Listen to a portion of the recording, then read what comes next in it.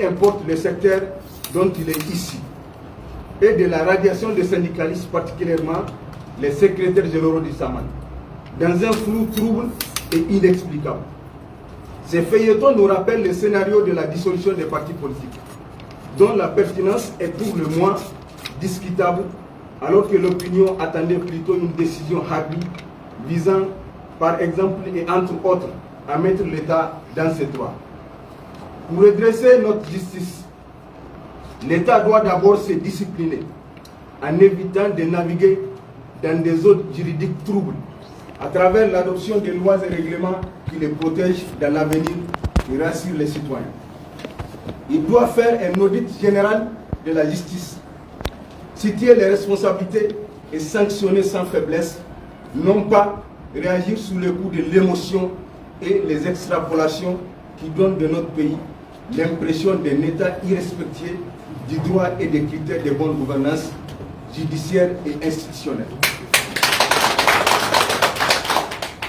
Les discussions en cours entre les magistrats et le ministère de la Justice doivent être mises à profit pour apaiser les tensions entre les parties prenantes et sortir les meilleures décisions pour une justice au service du peuple nigérien.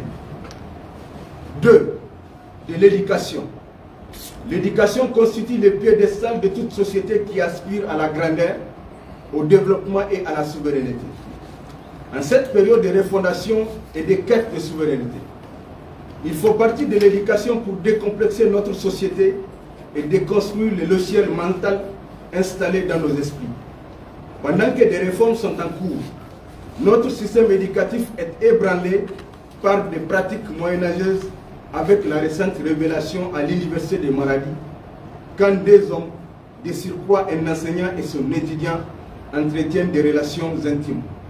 Ce phénomène gagne notre société et particulièrement le milieu scolaire et mérite une attention particulière et un traitement approprié sans complaisance aucune. En plus de ce phénomène, nos universités ont été secouées vers la fin de l'année académique par l'exclusion des dirigeants estudiantins, ce qui n'augure pas une belle perspective pour l'année académique 2025-2026. Ce n'est ni la première ou la dernière exclusion des dirigeants, des étudiants, et cela ne sera pas la dernière, tant qu'enseignants et étudiants n'intériorisent pas la complémentarité plutôt que la domination de l'un sur l'autre entre les deux.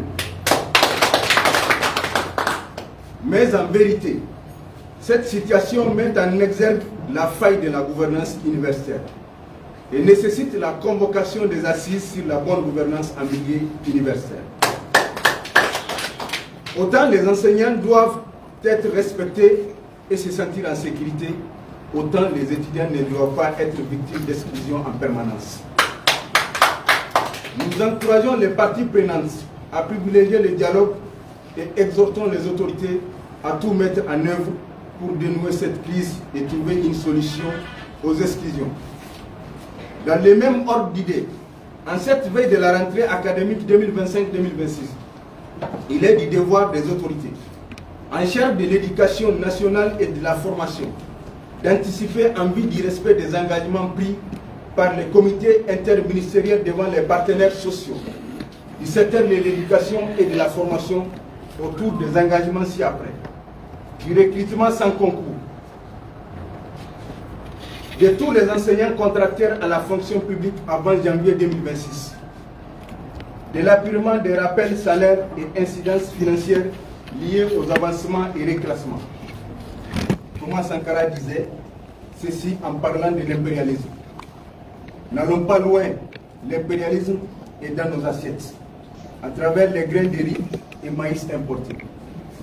Pour paraphraser ce grand homme d'État, non pas pour parler de l'impérialisme, mais pour parler de notre système éducatif.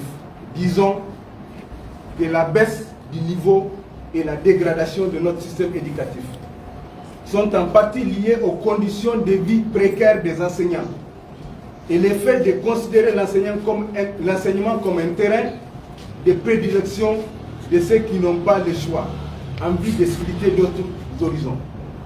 Rendons à l'enseignant sa fierté, en le mettant dans ses droits, en le mettant dans les conditions idoines afin qu'il puisse accomplir sa noble mission.